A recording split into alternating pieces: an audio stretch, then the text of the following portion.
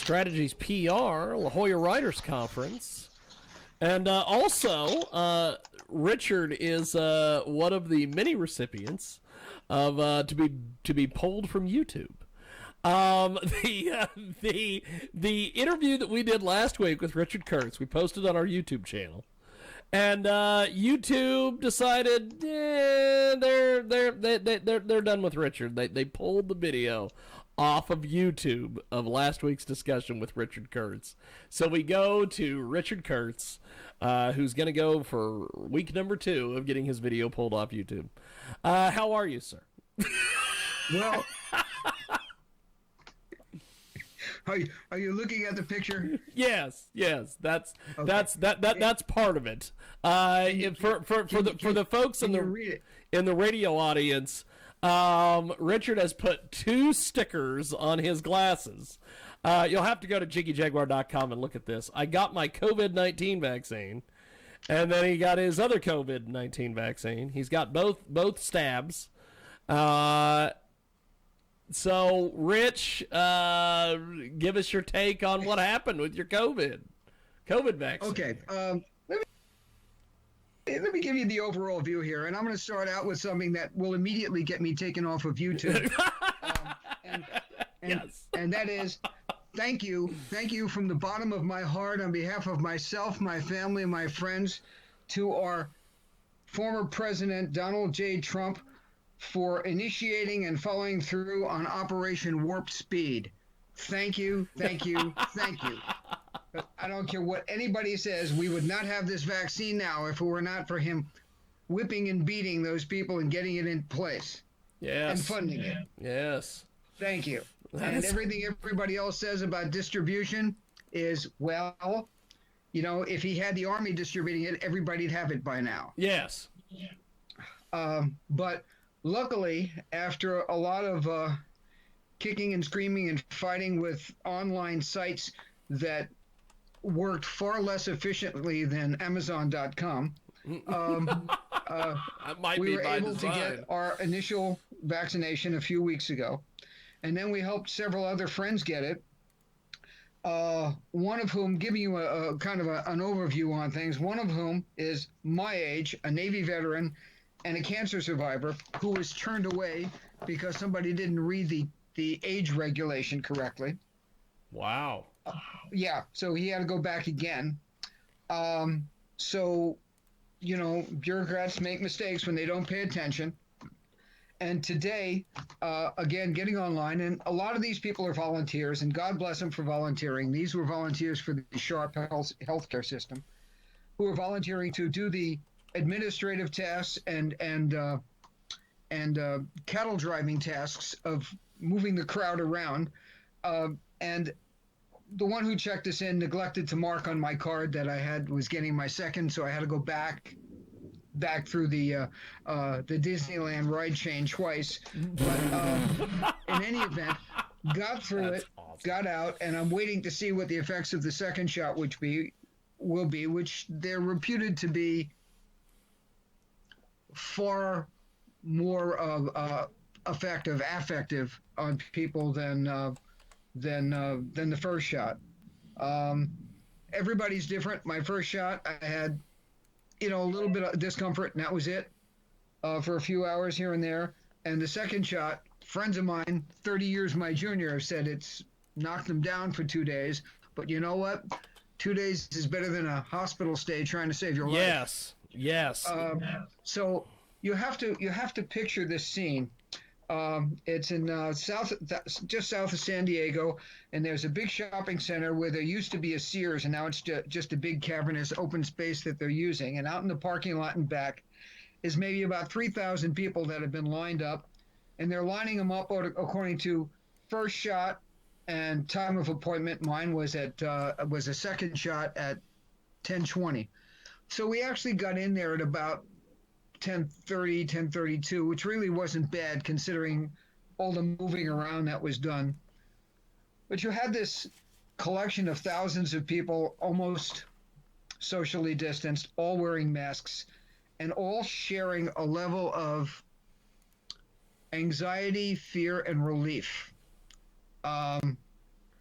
And what was horrifying about it is everybody was relieved to be getting something that was being handed out under the control of the government, who could yay or nay give it to you up until the last minute for any damn reason they chose. Yes. If that doesn't scare the living crap out of everybody, then they're just full of it and it'll never get out. I don't know any other way to put it. And you know me and my sense of humor online, and as one volunteer would come by and check our IDs and our appointment confirmations were checked about 5 times on the way in there. And as each person would come by, I'd ask them if they were taking drink orders. And Yes. and of course they weren't. And Of course they weren't. and I really and truly could have used a Bloody Mary at that point, but what the heck, they weren't available. That's awesome. You're So taking anyhow, drink orders. You have to understand that it was horrifying that thousands of people were relieved to be getting injected with something that they were told would be helpful, and I believe it will be helpful. I got the Moderna vaccine, and I don't think 10% of them had it rattling around in their heads that this was averting a deadly assault by a stated nation that says that they want to basically take us down. I don't know where in God's green earth the people came from that voted for this clown that is now cozying back up to China. I have no idea where. I mean, Donald Trump has got a load of shortcomings, okay? But his policies were spot on. They were just spot on. And they're all going away. And and if that doesn't scare people, then they're too stupid to be afraid. They just are.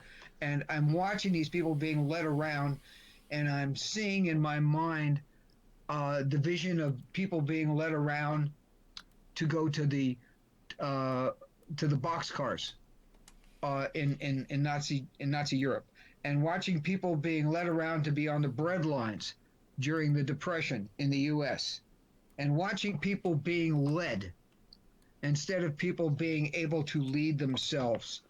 This is not good. This is not good for America. Yes, we've got to get this vaccine. Yes, we've got to stay socially distanced. Yes, for now, we've got to wear masks. But understand this. When was the last time you're in public and you could see somebody smile at you? Oh, wait a minute. They don't usually smile at you. They don't usually smile at you, Jim. They just grit their teeth and say bad things. I understand.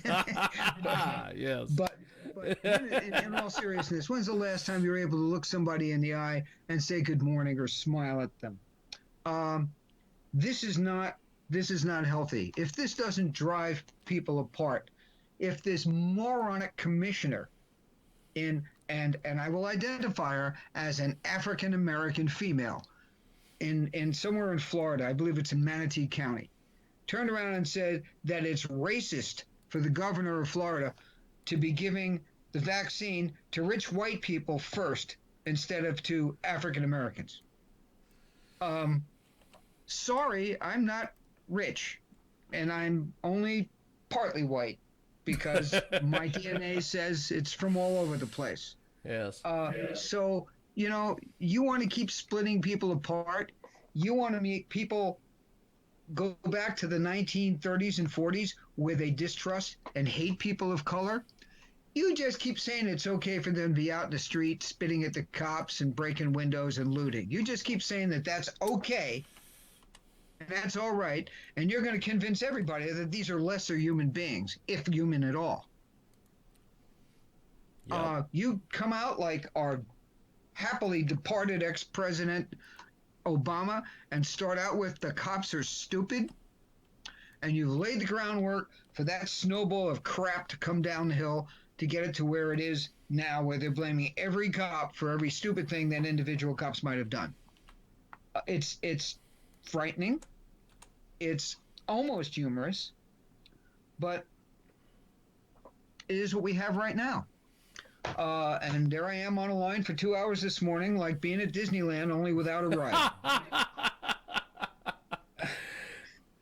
It is Richard Kurtz, Strategist PR, La Jolla Writers Conference, and he joins us today here in our broadcast. And well, you know what is, and it isn't funny because I don't wish this on anybody because I've had it and it sucks.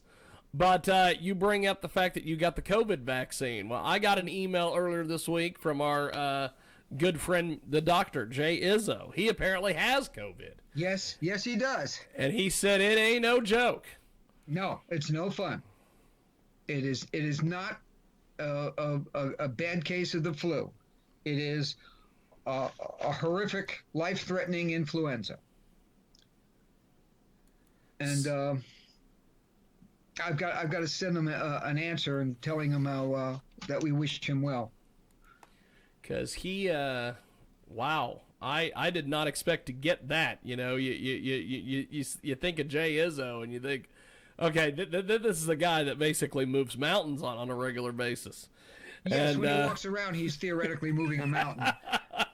What is he, like 6'6" and high twos and all meat, no like potatoes? that. Yeah, he's a big guy. And then the fact that even he could get this, it's like, holy smokes. Yeah, these little germs. In case you missed the original writing of War of the Worlds, what brought down the big, bad, unbeatable, technologically and mentally advanced people from across the galaxy was the common cold. Yep.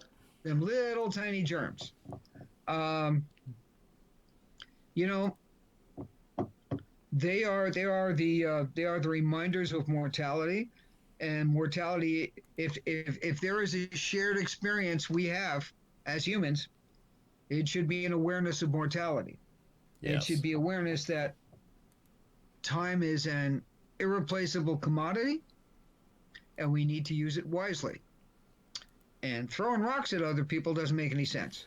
You know, where are we going to be positive? I got to tell you, I had my uplifting experience, political uplifting experience of the week, listening to the people, the piranha now going after Mario Como. Somebody finally turned on him and said, you know, I don't want to be part of this party because I know that there are no secrets. And sooner or later, it's going to get out that you did this mess. And I want to be one of the people who pointed the finger at you rather than one of the people that shares a cell with you. That is awesome. No, it's just astounding. It's just, and I've got people that I really love and care about in New York that think Mario Como is the bee's knees. You know, they think he's just wonderful. Look at the wonderful they failing to do arithmetic on the amount of taxes they're paying and stuff like that. You know, it's right up there with this thing I have on my desk, the petition for the recall of Governor Newsom over here. Sooner or later, people catch on. Enough people catch on. And yes. I'm giving you a heads up for March 1st, and I'll tell you ahead of time what it is. There's going to be a lot of people catching on. And it's not that the Republicans are right and the Democrats are wrong. It's that there's an expectation of self-reliance. There's an expectation of just right and wrong. There's an expectation of taking personal responsibility rather than saying it's someone else's fault. In the 70s, if you look at the length of my hair, okay, I haven't had a haircut, taking the time to have a haircut in quite a few months now, and I'm having a race with my older grandsons that we're going to take all our extra hair and we're going to donate it to Locks for Life to the people awesome. that make wigs for people who need hair.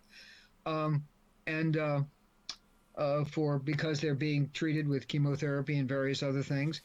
But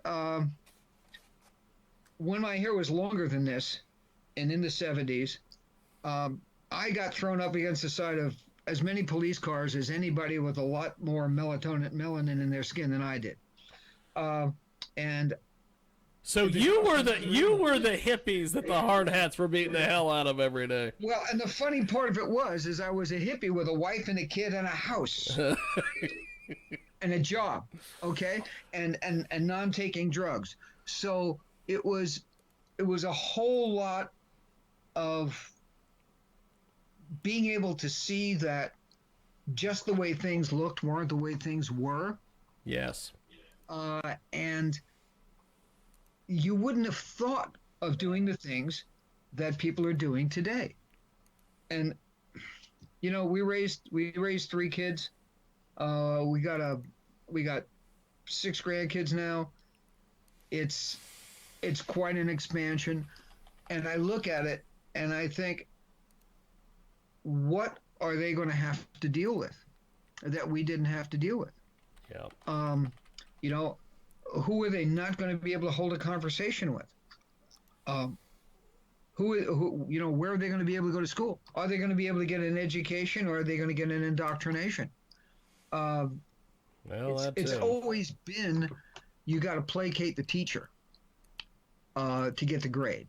That's just the game. That's the game you should be using, because you're going to have to placate the marketplace to make a living when you get out at some point in time.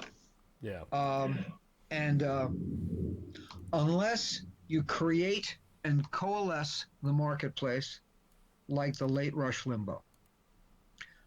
I used to occasionally listen to his show because I felt that he was admittedly more entertainment than he was news, and that's okay. Once in a while you want to get continuous opinion. But there's one thing he never did. 2 things he did. 1, he never lied. And 2, if he made a mistake, he backtracked publicly. And 3, he had a sense of humor. Yeah. So with those 3 things in place, no wonder Obama referred to him as the most dangerous man in America. And for people like Obama and people like that, people who fear the truth, fear a sense of humor, I think that's the worst thing that far left people have, is a lack of a sense of humor. Yes. Very much. And so. I'm not talking about the term liberal anymore. I'm talking about far left. A liberal you can hold a conversation with and have a difference of opinion as to how things need to be organized and who needs to organize them and where the money's got to come from, and are the rich making too much money and are the poor getting enough education. You know, you can have those discussions with conservatives and liberals, but with right wing wackos and left wing wackos, there's no conversation. Yes. There's just, you just got to lock that down. And they stopped locking it down far too long ago. They failed to lock it down, remember when we first saw that crap going on up in Berkeley with them setting fires and breaking things? Oh, yeah. About 3 years ago? And I said, if you don't take these recalcitrant brats and spank the hell out of them, okay, they're only going to get worse. And if you ever have seen a negligent, permissive parent and what their children turn into, now you see it. Now you see it. And it's, you know, Rush had, what was it, 1/3 of the radio market?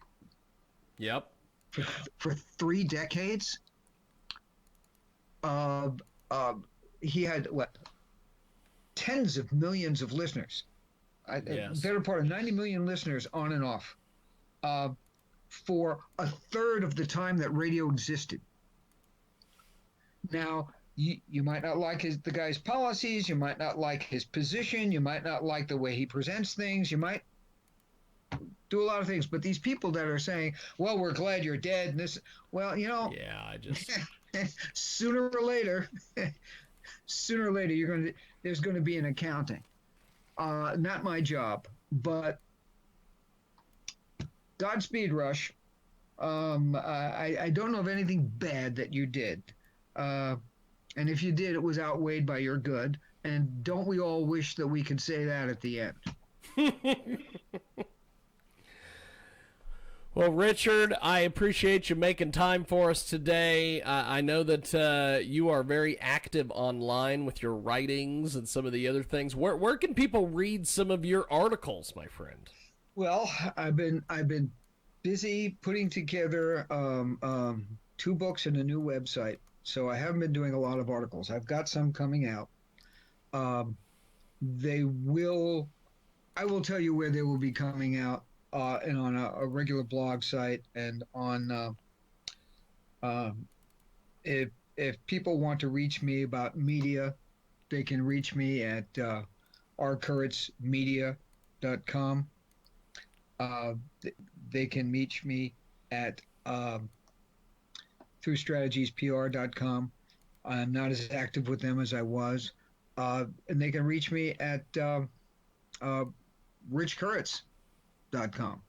Fantastic. Rich Kurtz, they're both at gmail.com. I'm sorry. And I will give you a heads up as to what's going on and what's coming out, because we would love to utilize your platform for getting our message out. Yes. And our message is going to be surprisingly calm. It's surprisingly calm. It has to be calm. Yes. It is going to be actively peaceful. It is going to be powerful, and it is going to be effective. And that's probably what's going to bother people who are control freaks the most. If you take 3 steps back from everything that's going on, it's all circled around control. Yes. Except, of course, all the nice hearts that were out on the White House lawn while Biden was walking around trying to figure out how to drink his coffee. That wasn't that was just plain pathetic. I mean, he should have put those hearts out there while his cronies were storming the White House a couple of weeks ago. That would have been nice. But of course, that wasn't an insurrection.